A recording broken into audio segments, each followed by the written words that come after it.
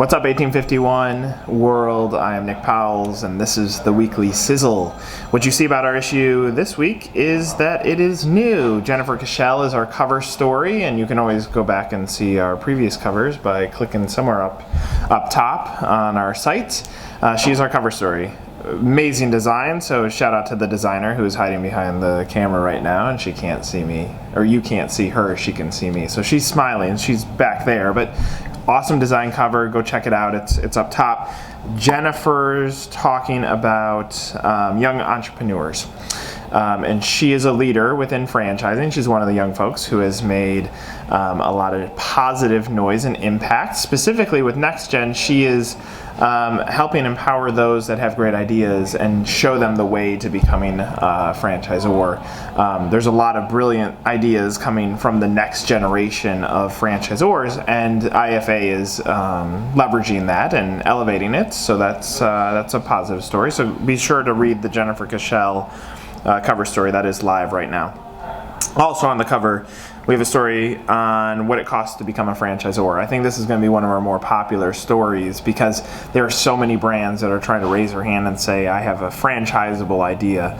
Now, some of them are not the most franchisable idea, and some of them are really, really, really, really strong. So the franchise consultants that exist out there have come together and given us some great data on what it costs to become a franchisor.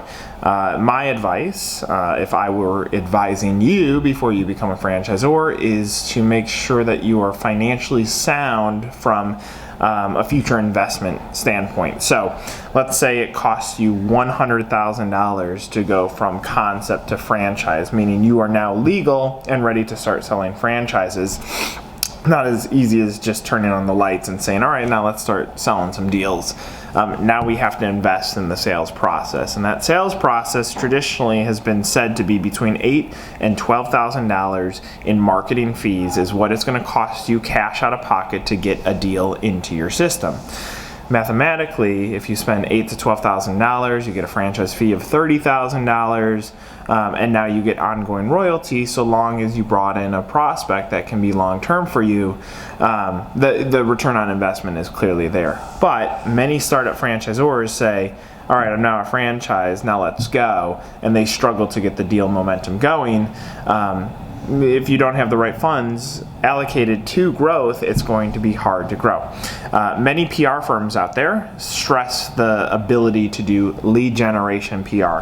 Well, let me explain something to you franchisors that are thinking about getting into franchising and now say, let's put all the eggs in the PR basket. Lead generation PR doesn't really exist. What exists is lead awareness PR. So if we put you in the Chicago Tribune, for argument's sake, we're telling your story. We are creating awareness that you are, in fact, a franchise, and here's a little bit about the opportunity. The sales process and lead generation then really happens from that point on.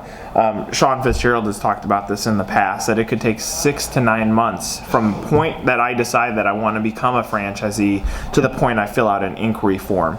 Everything that happens in that time frame is open game. If you're doing awareness campaign, you might be able to intercept someone that might have been interested in a burger brand on day 1, introduced to franchising, and on day 75 decides, all right, well, maybe fitness makes more sense to me because now their brain is in tune with what is happening from a franchise standpoint. So it's a long statement to the fact that franchisors, you're going to spend X to get open. Let's say it's $100,000 to open and that you are now a franchise. Now comes the point where you have to invest funds back into your marketing plan so that you have the shot to intercept at least a few of those folks who raised their hand and said they're interested in franchising, just don't know what they're going to buy. We also have a story, and it's on the cover, 5 best suppliers for emerging franchisors. So staying on kind of the theme of young and upcoming and emerging, where do you need to go? Who should you hire? Should you hire an attorney? Who should your attorney be? Should you hire a PR firm? Who should your PR firm be? We explore that with 5 best suppliers for emerging franchisors, so stay tuned for that. And this is going to sound very egotistical, and I did not dictate that I was on the cover, but I am also on the cover. So you'll see that how Nick Powills is disrupting franchising. don't know that I'm really disrupting it. I'm just calling in to question some of the things that happen. My belief, and it's just mine, I'm not necessarily the be-all, end-all. I'm definitely not the be-all, end-all. My opinion is this. It's our job as suppliers to offer you, the franchisor, you, the franchisee, and you, the prospect, and technically us fellow suppliers, the best accurate information that exists.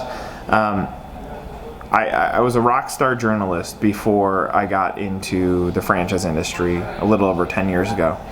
And when I was getting into it, the thought that franchising could be anywhere near as sexy as rock star journalism was an idea or concept that didn't exist until I talked with my first franchise owner. And he said, look, I've invested my life savings into this. I have no other choice. I believe I asked him the question, what is your fallback if this doesn't work out? He said, I don't have one. This is it. And us as an industry, we're putting these entrepreneurs or these future franchisees into business. It's our job to make sure that we're setting them up for the greatest success possible, or else people go out of business, and now we're messing with lives. So my point on disruption, yes, I can disrupt from technology like 1851. Our team can disrupt in PR and marketing with No Limit Agency. Disruption is not really the word that I think best describes what we're trying to do as an organization. We're trying to put truth behind what works and what doesn't. And when something doesn't work, we don't have to be angry about it. We just have to be willing to adapt and be flexible in the models. Because if you look back at, let's say, 10 years ago when I was first getting involved in franchising, I would have probably told a franchisor to invest the bulk of their marketing funds to get new franchisees. I would have told them to invest in the franchise portals. People don't really go to a portal to buy; they go to research now, which it's still a debate the value of it, but it's a different buying behavior, and our ability to say, well, let's pause. This worked then; it doesn't work now. I think has allowed us to be very successful as a group. So. Be sure to read that story, though. It is about me, and I'm sure you'll find some great nuggets, especially since I wasn't the one that wrote it.